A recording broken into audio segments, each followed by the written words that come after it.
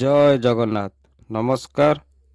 2025 ମସିହାରେ ବୃଷ ରାଶିର କିପରି କଟିବ ଆସନ୍ତୁ ଜାଣିବା।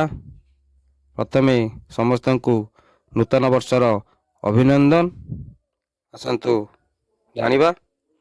ବର୍ଷ ଆରମ୍ଭରୁ ଧନୁ ରାଶିରେ ରବି, ମକର ରାଶିରେ ଚନ୍ଦ୍ର, କର୍କଟ ରାଶିରେ ମଙ୍ଗଳ, ବିଛା ରାଶିରେ ବୁଧ, ବୃଷରେ ବୃହସ୍ପତି, କୁମ୍ଭରେ ଶୁକ୍ର ଶନି, ମୀନ ରାଶିରେ ରାହୁ, କନ୍ୟା ରାଶିରେ କେତୁ ଥିବା ସମୟରେ ବର୍ଷ ଚକ୍ର ଆରମ୍ଭ ହେଉଛି। ବୃହସ୍ପତି 2025 ମସିହା ମେ ମାସ 14 ତାରିଖରେ ମିଥୁନ ରାଶିକୁ ଗମନ କରିବେ। ଗ୍ରହରାଜ ଶନିଶ୍ଚର ମାର୍ଚ୍ଚ 29 ତାରିଖରେ ମୀନ ରାଶିକୁ ଗମନ କରିବେ। ବର୍ଷ ଶେଷ ପର୍ଯ୍ୟନ୍ତ ରହିବେ।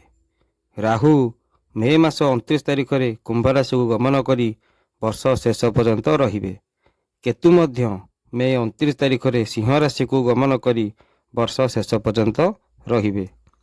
ବୃଷ ରାଶି ଜନ୍ମଠାରୁ ବୃଦ୍ଧାଙ୍କ ପାଇଁ 2025 ମସିହାରେ କ୍ୟାରିୟର କିଛି ପରିବର୍ତ୍ତନ ଦେଇପାରେ।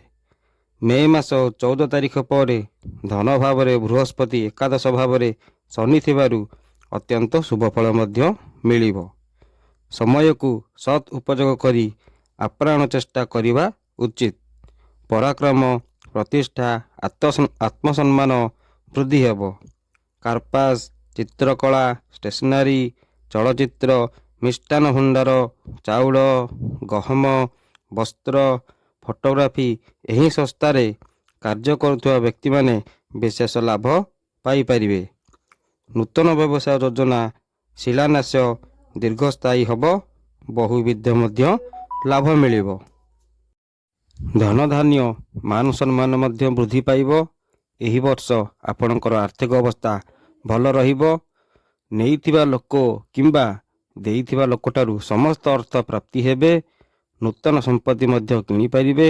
ହଠାତ୍ ବଡ଼ ଧରଣର ବା ମୋଟା ଅଙ୍କର ଲାଭ ହେବାର ବହୁ ସମ୍ଭାବନା ଅଛି।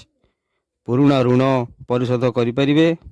ସମ୍ପର୍କୀୟ ବନ୍ଧୁଙ୍କ ସାହାଯ୍ୟ ସହଯୋଗରେ ସ୍ଥଗିତ ଥିବା କର୍ମ ସହଜ ସରଳରେ ପୂର୍ଣ୍ଣ କରିପାରିବେ।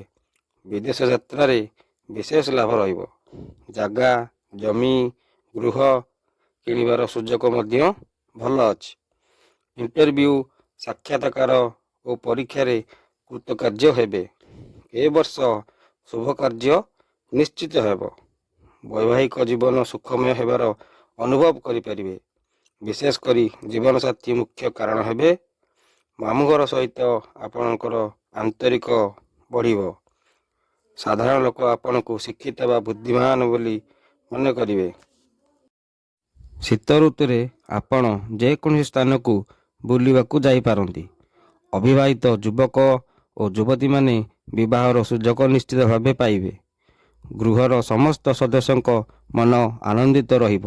ଯଦି ପୂର୍ବରୁ କୌଣସି ବ୍ୟକ୍ତିଙ୍କ ସହିତ ବାଦ ବିବାଦ ହେଇଛି ତାହା ମଧ୍ୟ ସମାଧାନ ହେଇଯିବ। ଗୃହରେ କୌଣସି ଧର୍ମକାର୍ଯ୍ୟ ଅନୁଷ୍ଠିତ ହେବ। ପୈତୃକ ସମ୍ପତ୍ତିକୁ ନେଇ ଲାଗିଥିବା ବିବାଦର ସମାଧାନ ହେଇଯିବ। ପରିବାରରେ ସୁଖ ଶାନ୍ତି ଦେଖାଦେବ। ଗୃହରେ ଶୁଭ ଖବର ପାଇବେ। ଗୃହରେ ମାଙ୍ଗଳିକ କାର୍ଯ୍ୟ ହେବାର ବହୁ ସମ୍ଭାବନା ଅଛି। ପ୍ରେମିକ ଓ ପ୍ରେମିକାମାନେ ନୂତନ ସ୍ଥାନକୁ ବୁଲିଯିବାର ସୁଯୋଗ ପାଇବେ। ନୂଆ ନୂଆ ପ୍ରେମ କରୁଥିବା ଟିକେ ସତର୍କ ରହିବା ଉଚିତ। ବିଦ୍ୟାର୍ଥୀମାନଙ୍କର ଶିକ୍ଷା କ୍ଷେତ୍ରରେ ପରିବର୍ତ୍ତନ ହୋଇପାରେ। ସେଥିପାଇଁ ଟିକେ ଅଧିକ ପରିଶ୍ରମ କରିବା ଉଚିତ। ଅନ୍ୟଥା ଅନ୍ୟ କଥା ଚିନ୍ତା କରିବା ଅନୁଚିତ। ଶିକ୍ଷା କ୍ଷେତ୍ରରେ ମନୋବାଞ୍ଛିତ ସ୍ଥାନରେ ପଢ଼ିବାର ସୁଯୋଗ ପାଇବେ। ଶିକ୍ଷା ପାଇଁ ବିଦେଶ ଯାତ୍ରା ଆଶାୟୀ ଛାତ୍ରଛାତ୍ରୀମାନେ ଯାତ୍ରା କରିପାରିବେ। ବିଦ୍ୟାର୍ଥୀମାନେ ନିଜ ଚେଷ୍ଟା ଦ୍ୱାରା ପ୍ରତିଦ୍ୱନ୍ଦ୍ୱିତାରେ ସଫଳ ହେବା ସହ ଆଶା କରୁଥିବା ଫଳ ପାଇବେ।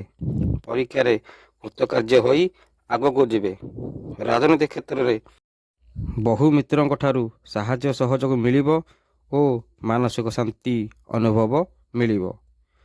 ଅଧିକ ଶୁଭତ୍ୱ ପାଇଁ ଓ ଅଶୁଭତ୍ୱ ଏଡ଼ାଇବା ପାଇଁ ପ୍ରତ୍ୟେକ ଦିନ ମା ଓ ବାପା, ଜେଜେ, ଜେଜେମା ଓ ଗୁରୁଜନମାନଙ୍କୁ ପ୍ରଣାମ କରନ୍ତୁ। କାଉ ଓ ପାରାଙ୍କୁ କିଛି ଦାନା ଖାଇବାକୁ ଦିଅନ୍ତୁ। ପାଖରେ ସର୍ବଦା ମୟୂର ଚନ୍ଦ୍ରିକାଟିଏ ରଖନ୍ତୁ। ହଳଦିଆ ରଙ୍ଗର ରୁମାଲଟିଏ ସର୍ବଦା ପାଖରେ ରଖନ୍ତୁ। ପ୍ରତ୍ୟେକ ଦିନ ପାଣିରେ ଟିକେ ଫିଟିକିରି ପକାଇ ଘରକୁ ପୋଛନ୍ତୁ ଏବଂ ବୁଲା କୁକୁରମାନଙ୍କୁ ସବୁଦିନ କିଛି ଖାଇବାକୁ ଦିଅନ୍ତୁ। ତାହେଲେ ଦେଖିବେ ଏ ବର୍ଷଟି ଆପଣଙ୍କର ବହୁ ଆନନ୍ଦରେ ବର୍ଷଟି କଟିବ ଏବଂ ସମସ୍ତ ପ୍ରକାର ସମସ୍ୟା ମଧ୍ୟ ଦୂର ହେବ।